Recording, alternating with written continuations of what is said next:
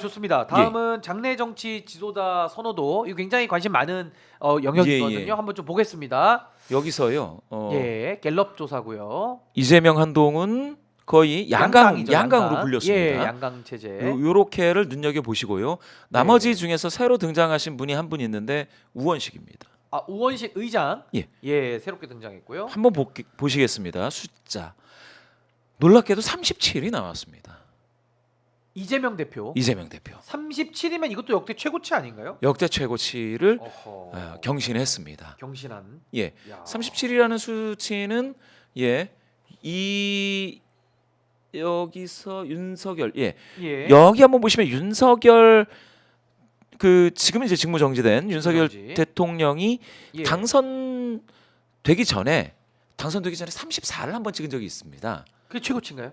그게 여기에서는 최고치인데요. 아하. 지금 요 조사에서 예. 그런데 이재명 대표가 전체 인물 중에 37이 나왔습니다. 와. 그 얘기는 지금 지난 대선 전국서부터 예.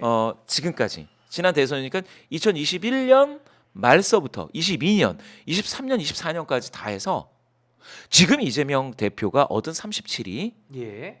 가장 높은 수치입니다. 근데 이게 지금 한 2주 만에도 지금 8%가 증가를 한 건데 2주 만에 예. 직전과 비교할 때 아직 이게 최고점이라고 볼 수가 없잖아요. 더 올라갈 가능성도 있지 않습니까? 깜짝 놀랄 예. 수치인 건 맞고요. 음. 하나가 더 있기는 있는데 비슷하게 조사한 것 중에 40일이 나온 게 있습니다. 제가 숫자를 말씀드렸으니까 요거를 예. 보여드리지 않을 수가 없는데요. 이건 예. 국민일보가 한국갤럽에 의뢰해서 진행한 조사입니다. 이거는 지난 12월 6일, 7일, 예. 6일과 7일 조사한 국민일보의 창간 36주년 기념 조사이고요. 설계는 비슷합니다. 예.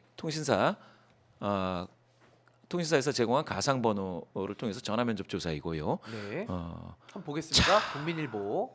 이게 근데 예. 문항이 같은 형식이에요. 사람을 불러주지 않고 예. 진행한 요 조사 기관이 어디라는 건지 말씀. 한국갤럽입니다. 한국갤럽입니까? 한국갤럽입니다. 장내 정치 지도자 조사. 이것도 어허. 오픈 문항 그대로 주관식으로 근데 했을 때 41이 나왔습니까? 41이? 40일이 나왔습니다. 이런 게 그러니까 뭐냐 주관식 즉 자유응답식 예. 또는 오픈 문항이라고 부르는 아하. 생각나는 사람 누굽니까? 라고 물은 거예요. 예. 자, 우리나라를 이끌어갈 정치 지도자 즉 장래 대통령 감으로 누가 좋다고 아하. 없으면은 조금이라도 마음을 가는 인물 이렇게 했는데 이게 이렇게 크게 벌어졌는데요. 이 격차가 어마어마하죠. 32%포인트. 예. 한동훈 4배 이상 차이가 나네요. 전 대표가 9%였지 않습니까? 이번에 한동훈 전 대표가 5%니까 여기서도 갤럽 조사에서도 이번 갤럽 정례 조사에서도 예. 32%포인트 격차. 아하. 이렇게 따진다면 이게 격차가 너무 커서 나머지 언급됐던 분들을 여야 할 거 없이 할 거 없이 다 더하고 다 더해서 1% 미만의 이 기타 인물이라고 여기 위에 이렇게 있지 않습니까? 예. 이 경우에는 이제 1%안 되는 분들이 여기 이제 5%거든요. 예. 이분들 다 더해도 다 더해도 그래도 안 됩니까? 안 되는 거죠. 나머지 다 합쳐도 이게 그러니까 어. 상당히 높은 수치이고요. 일단 특징적인 건 첫 번째. 예. 한동훈 대표가 한 자릿수로 빠졌다. 한 자릿수로. 예. 이것도 최초인가요?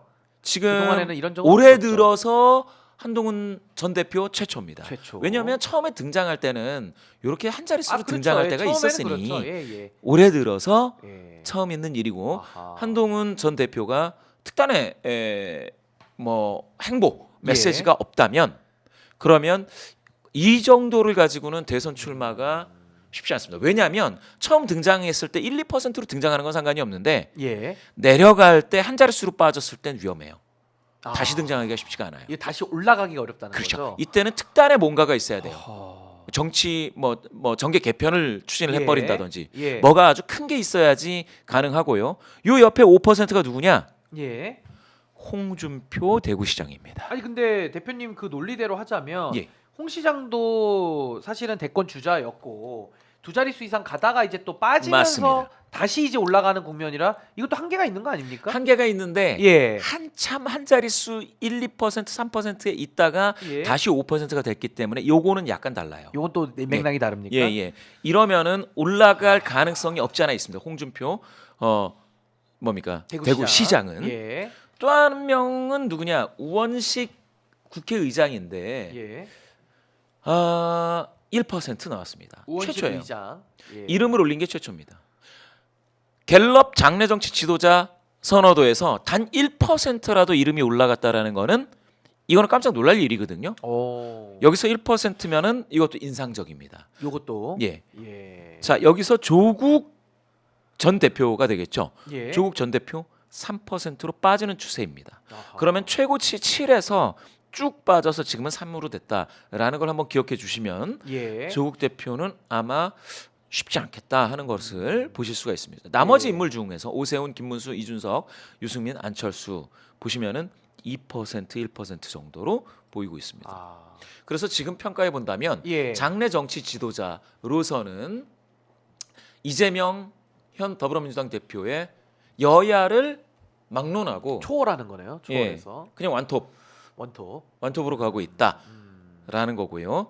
나머지 중에서는 우원식 의장이 등장했다라는 거, 한동훈 전 대표가 예. 또 조국 전 대표가 빠지고 있다라는 거, 여기까지 확인을 했고요. 아니 근데 전 하나 궁금한 게 예.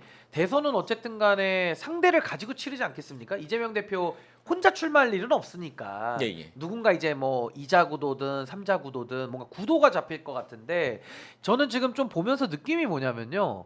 저 구도가 잡힐까요? 그러니까 저 그 의문이 듭니다. 그러니까 소위 말해서 홍준표가 됐든 오세훈이 됐든 누가 됐든 구심점이 돼서 하나가 누가 튀어나와야 구도가 형성이 되는 건데 그렇죠. 한동훈 빠지고 있고 홍준표 시장도 한계가 분명히 있고 오세훈 시장도 또 한계가 있고 예, 예. 이 한계성들이 뭉쳐가지고 단일한 하나의 어떤 구도를 만들어낼 수 있느냐 예. 저는 거기에 대해서 지금 굉장히 이게 좀 지표가 안 좋게 보여지는데 우리 전문가께서 보시기에는 제 말이 맞습니까? 어떻습니까? 정확하게 보셨습니다. 예.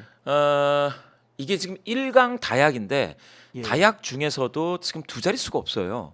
그러니까 아무리 약이어도 두 자리는 누가 예. 나와야 되는데 이렇게 대선을 과연 치룰 수 있느냐? 만약에 치룬다면 그 치른다면 지금 뭐 한 6개월 이내에 대선 치룬다면 지금 만약에 여기에 이름이 없는 사람이 새로 들어오는 가능성이 하나 있는데요. 새로운 인물 예, 그렇게 되면 활주로가 너무 짧습니다. 짧아요.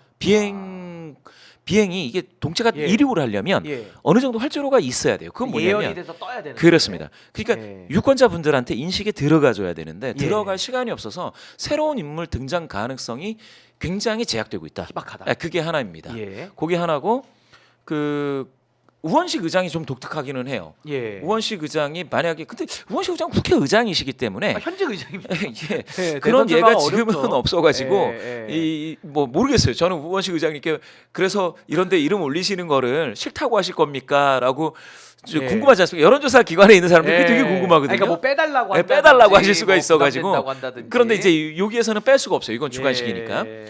그런데 하여튼 그거를 제외한다면 나머지 분들 중에서는 예. 지금 너무 그러니까 구도가 방금 말씀하신 것처럼 예. 구도가 아니 좀뭐 잡히기가 잡혀야 어려워요. 되는데. 예. 그 경우에 어떻게 되느냐 아마 예. 보수에서는 예. 이 중에 없는 인물이 나올 가능성이 있습니다. 근데 활주로가 짧고. 활주로가 너무 짧지만 예. 그렇게 되면 인지도가 되게 높았는데 정치권이 아닌 사람, 아. 정치권에서 중량감이 상당했는데 인지도는 떨어졌던 사람, 아. 이런 사람이 나서야 되는데 조건이 걸려 있어요. 예. 두 가지가 있습니다. 예. 새로운 주장을 해야 되고요.